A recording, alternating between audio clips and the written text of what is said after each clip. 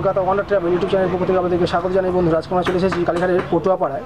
এই পটুয়াপাড়ায় মা সরস্বতী ঠাকুরের উপলক্ষে এখানে চারিদিকে কিন্তু শুধুই এখন সরস্বতী ঠাকুর তৈরি হচ্ছে।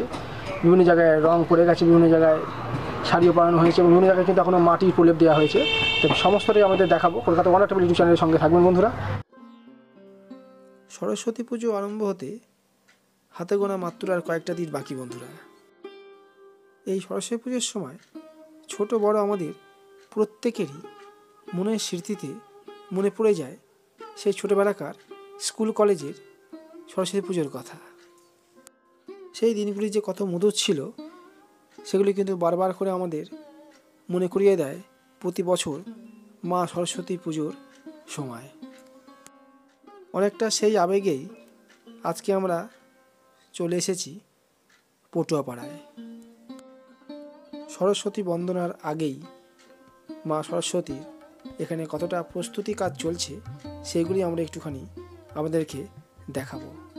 চলুন বন্ধুরা, আমরা দেখতে থাকি এই পটুয়াপাড়া মা সরস্বতীর প্রস্তুতির কাজগুলি।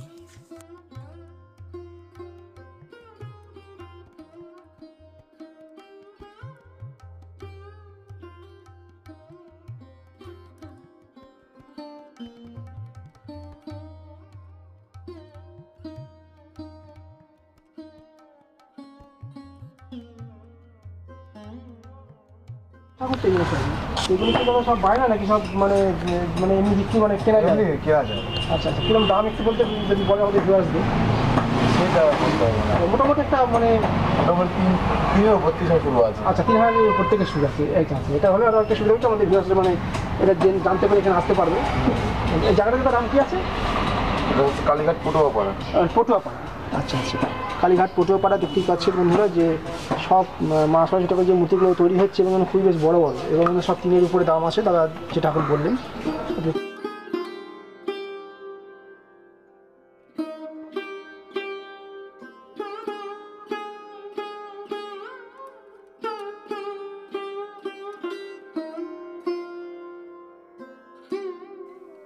দেখুন বন্ধুরা, এই সরস্বতী ঠাকুরের মূর্তিটি খুবই বৃহৎ আকৃতির।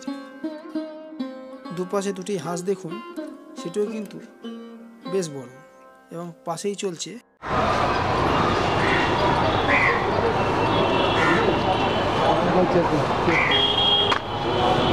তোদের এটা কি কোনো প্যান্ডেলের থিম হচ্ছে? হ্যাঁ,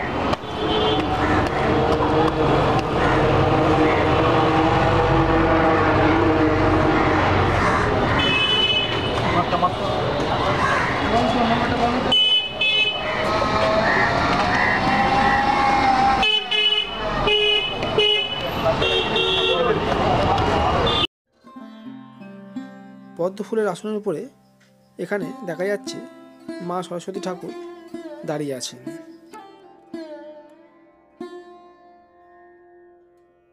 এবং ঠিক ওর পাশেই কিন্তু যে সরস্বতী ঠাকুরকে দেখা যাচ্ছে সেখানে দেখা যাচ্ছে পদ্ম ফুলটি কিন্তু রং করা হয়েছে কিন্তু সম্পূর্ণ এখনও সাজানো হয়নি।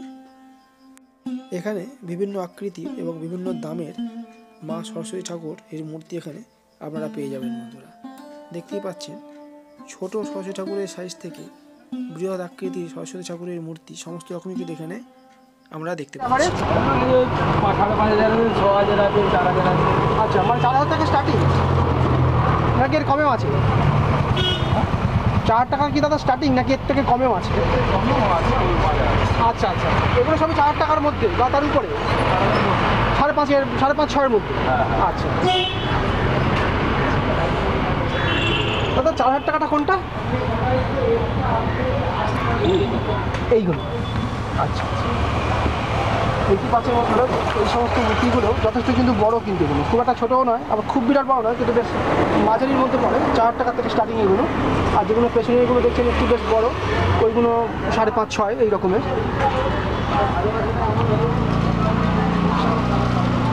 দাদা এই জায়গাটা তো পটুয়াপাড়া, তাই তো? আচ্ছা দাদা, কি নাম আছে মানে আপনার এই দোকানে? হ্যাঁ দাদা, কালীমাতা নিউ মডেল। আচ্ছা, কালীমাতা নিউ মডেল দেখতেই পাচ্ছেন। আচ্ছা দাদা, আপনার নামটা একটু বলে দিন শুধু, এইদিকে তাকিয়ে একটুখানি। আপনার নামটা কি বলুন? তারপরে মন্ডল। আচ্ছা, ধন্যবাদ দাদা।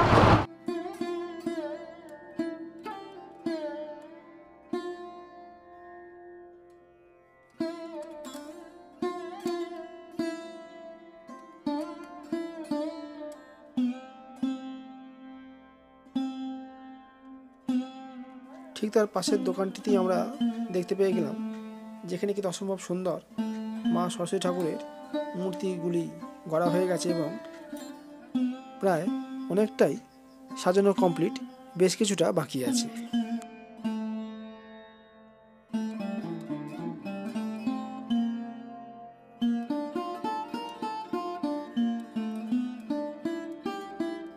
দেখুন বন্ধুরা, এখানে দেখা যাচ্ছে দুজন মৃৎশিল্পী কি সুন্দরভাবে ওনারা সরস্বতী ঠাকুরের তৈরির জন্য নানা রকম সাজ সরঞ্জাম তৈরি করে যাচ্ছে।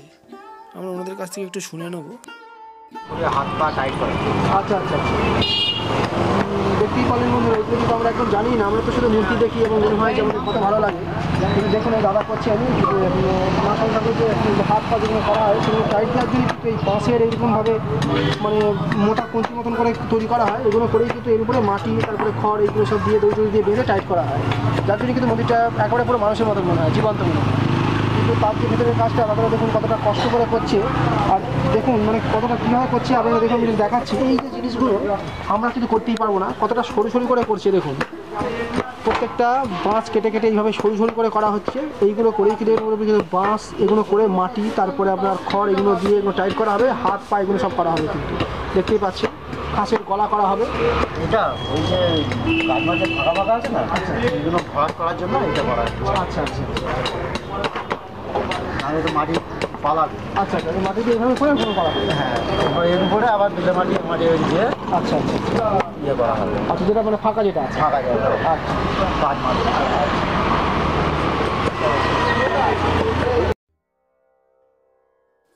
এখানে একজন শিল্পীকে আমরা দেখতে পাচ্ছি যে মূর্তির উপরে কিন্তু মাটির প্রলেপ দিচ্ছেন, যাতে মূর্তিটি ফেটে না যায় তার জন্য।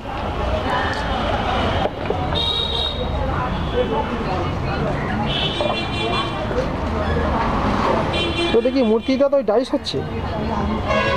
আচ্ছা আচ্ছা আচ্ছা আচ্ছা, এর মধ্যে দিয়ে করতে হয় আর কি, মানে মুখটা না, মানে ছাঁচ। দেখতে পেলেন বন্ধুরা, ছাঁচের উপরে কীভাবে করে দাদা করছেন। এইভাবে ছাঁচের মধ্যে মাটিটাকে ফেলে তারপরে এটা করতে হবে, তারপরে মুখচোখ হবে এই টাইসে ফেলে।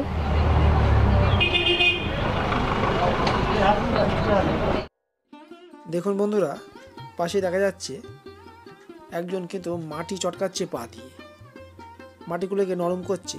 এই মাটি দিয়েই কিন্তু মা সরস্বতী ঠাকুরের কিন্তু মূর্তি গড়া হবে এবং নানা রকমভাবে কিন্তু মূর্তিতে প্রলেপ দেওয়া হবে, যাতে মূর্তিগুলি ফেটে না যায়।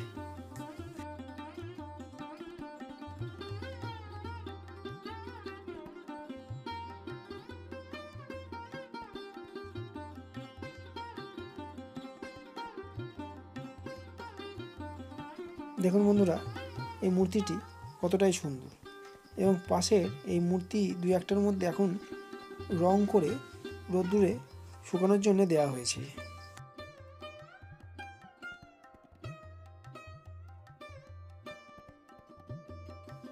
এই মূর্তিগুলি শুকানোর ফলে এখানে যেখানে যেখানে ফাটল দেখা দিয়েছে সেখানে সেখানে কিন্তু মাটির প্রলেপ দিয়ে সেই ফাটলগুলোকে বুঝিয়ে দেওয়া হচ্ছে, যাতে মূর্তিগুলি খুবই সুঠল এবং সুন্দর দেখতে লাগে।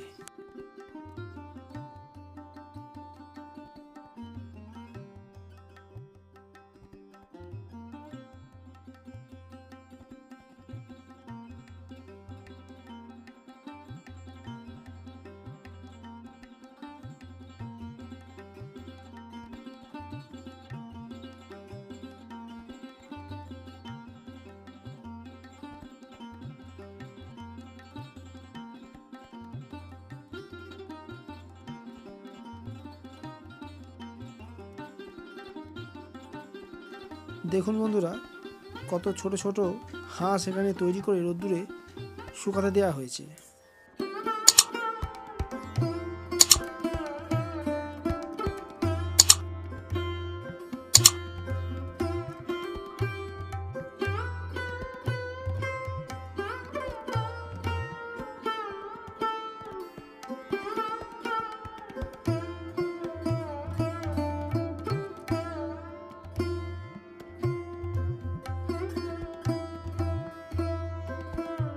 বন্ধুরা, আজকে আমার এই ভিডিওটি যদি আপনাদের যদি ভালো লেগে থাকে তাহলে অবশ্যই লাইক, শেয়ার এবং সাবস্ক্রাইব করে রাখবেন Kolkata wonder table YouTube channel.